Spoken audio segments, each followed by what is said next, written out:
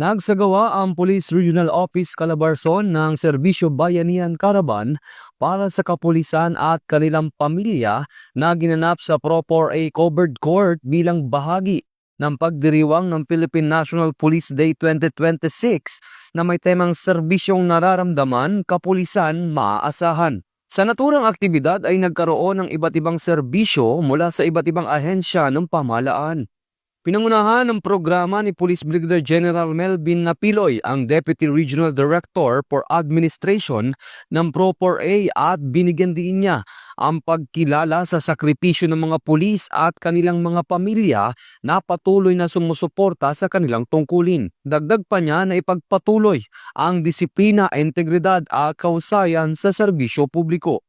Ito ang bagong PNP para sa bagong Pilipinas, serbisyong mabilis, tapat at nararamdaman.